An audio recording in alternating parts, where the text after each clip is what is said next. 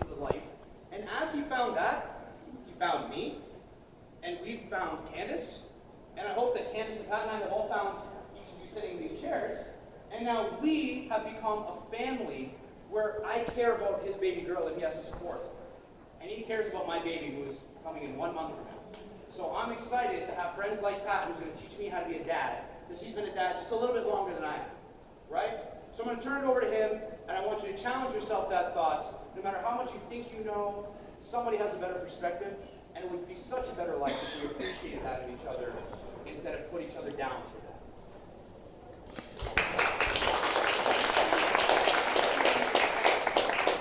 Thank you, Justice. How's everybody doing today? Is that guy not full of energy or what? That's why I was attracted to exactly what he said. I'm going to start out today, share a little bit of my history so you know who I am and why I'm here. I'm not going to talk about myself. I work for a great company called MySalus that led me to my life changes. There's lots of great products, lots of great companies out here. Don't care about that. What I want to talk about is mindset, where I was, how I got there, and where I'm going, and how that can help you. I'm 44 years old. I'm the father of 4 children who hasn't had a real job in 6 years. And people look at me, my family, and they wonder, what is this guy doing? He's an actor. I have recently landed a recurring role on a TV show on identification discovery coming out later this year called Paranormal Investigator.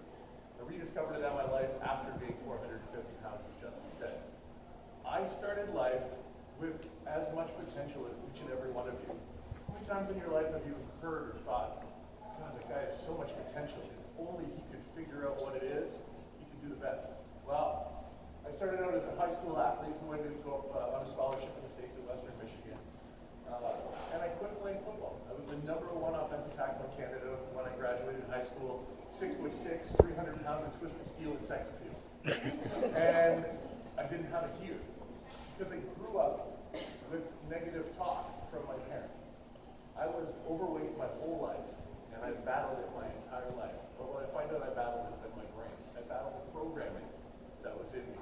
My dad used to say, give it to Patrick, he'll eat everything. Give it to baby Huey, he'll clean off all the plates.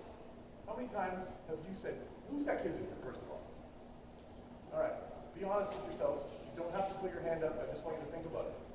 How many times have you said something to your children that wasn't empowering? Sorry, my emotions come up because I do it all the time. And I catch myself on this journey that I've been on for the last few years of discovering myself that I was programmed to think negatively. We're all programmed to think negatively. However, we have a choice inside of us to change that program, to change it for our future, but to change it for ourselves. If you do not change yourself, you're not going to change anything. So, 4 years ago, 5 years ago now, I was at 430 pounds, as Justice said. My blood pressure was 170/90, and my doctor told me I was a walking heart attack. I was sitting in the doctor's office with my 1.5-year-old at the time. My wife and I were trying to have another baby, but my health was not good enough. I couldn't have a baby. It just wasn't happening. And when your doctor tells you that you're going to die, it's kind of the time that you start to wake up. For 9 months, I had a skinny guy bugging me about the company that I'm with, and I told him off every day. I mean, look at the size of that kid, the shape. I can't do this. This isn't right. Take your pyramid and shove it right up here. That's what I thought about what all of this was. I didn't understand it because I was battling inside myself, battling the programming that I was told I wasn't good enough, that I was never going to be anything. When I started to become a professional wrestler at 20 years old, my aunt said to me, are you ridiculous? You're going to roll around with a half-naked man in the ring and try to make a living doing that? And I took that and I sat back. I was like, wow, maybe I am making not the right decision. I was worrying about what others said, as Justice said. So when this was presented to me, when death was knocking on my door, I decided to make a change. It was that choice that each and every one of you have to change your life. Whether you make a choice to change, or whether you make a choice to stay exactly the same way you are, you made a choice.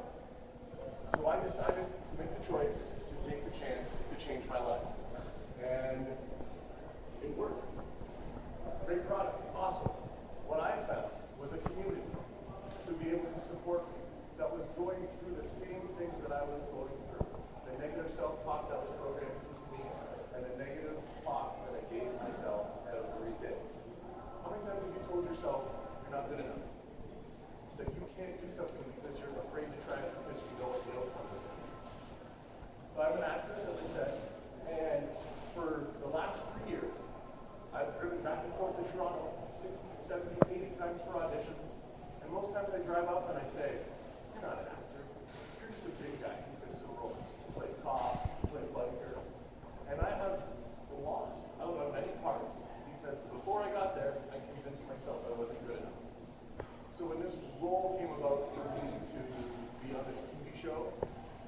wasn't about my size. It was about my acting ability. The professional wrestling background and the ability to act was what it was.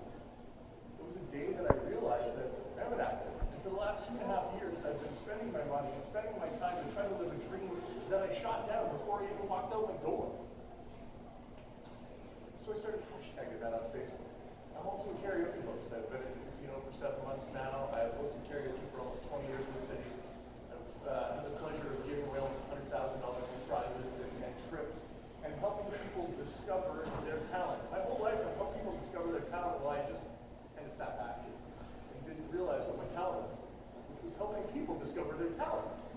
I had to find it in myself, to let myself go and free myself of the chains of what I felt from my dad, of the people that tell me I couldn't do what I could do, and of me looking in the mirror and telling myself I couldn't do what I could do. I entered a contest a little while ago. I'm going to Vegas next month to sing in the World Series of Karaoke. For 16 years as a karaoke host, I've said, I'm not a singer. I'm just a host. I'm a guy that can get up and talk and entertain people. I'm really good at it. Nobody else likes that. I like to sing it. For 16 years, I told myself, what the hell was I thinking? Seriously, I do this as a profession, and I would go into work all the time and get up there and not accept that's what it was. So a couple of weeks ago, 2 weeks ago, I sent this submission in, and then the Windsor Star saw me posted on Facebook, and it's gone all crazy. I walked through the casino this week, and people are like, "Good on you, Vegas, congratulations!" And I'm like, "Oh my God, I think I'm a singer. Okay, I can do this. I can do this." I booked a trip to go to Vegas on a dream. I don't have enough money to do this. I don't have enough money to not do it. Because I had to make a choice to take a chance to change my life. I just wanted to do something different. With the weight loss, I started out 15 pounds in 3 weeks. Turned into 56 pounds after 3 months, and I thought, this is working, it's pretty good. We got up to 150 pounds of weight loss total. I've built over 20 pounds of muscle.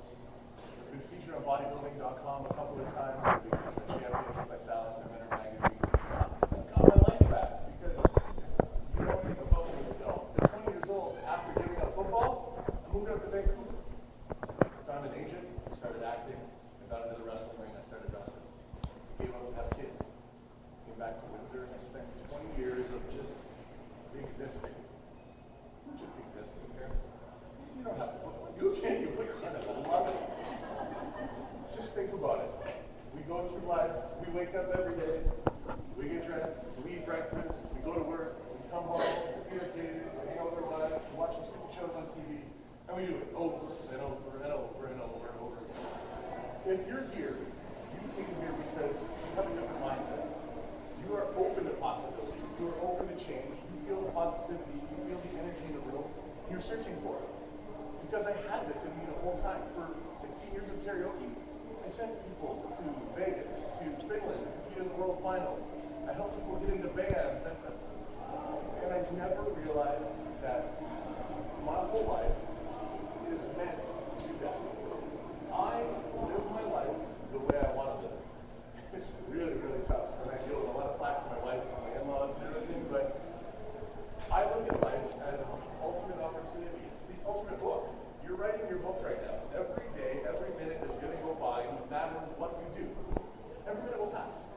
Do you want to live it in slavery, or do you want to live it in some freedom? Do you want to grow your mind? Here's another question. When's the last time any one of you, this is actually a pretty good move for this, read a book that wasn't, or didn't watch a reality show, read something that grew your mind, whether it be through spirituality or what I've been working on is mindset.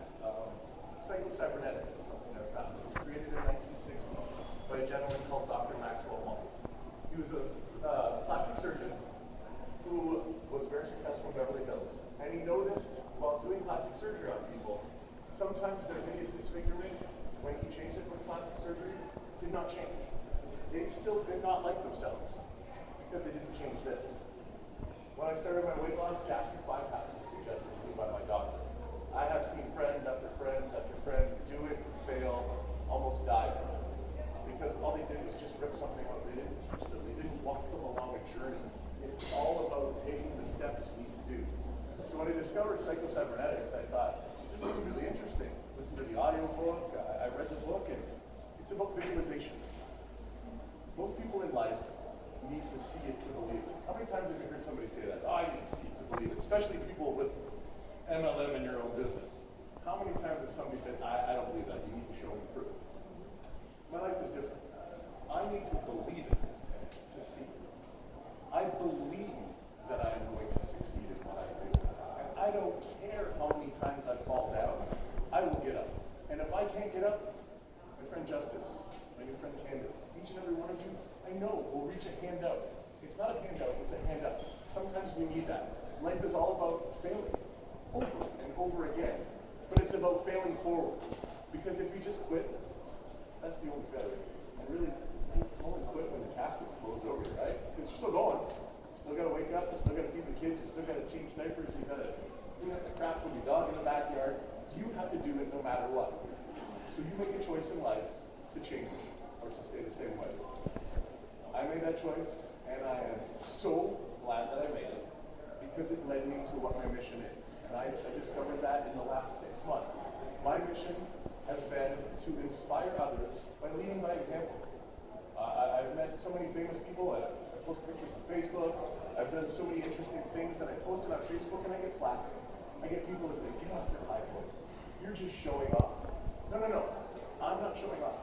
I don't show the things that I do in my life to impress you. I show them to impress upon you that there is an opportunity for growth and there is an opportunity for change, but it lies within. So if you don't make the choice to take a chance, you're never going to change. You guys all made the choice to come here today, and I hope you think it was the right choice so far by listening to Justice and listening to myself.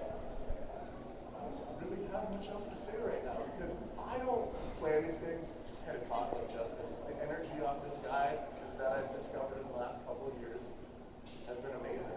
And some of you in the room I know, some of you in the room I want to know. I can see it in your eyes, I can see it in your face, I can feel in your aura around here that we are here for a reason. And as Justice said, we need to better this community. Winthrow's a fantastic place. I love that I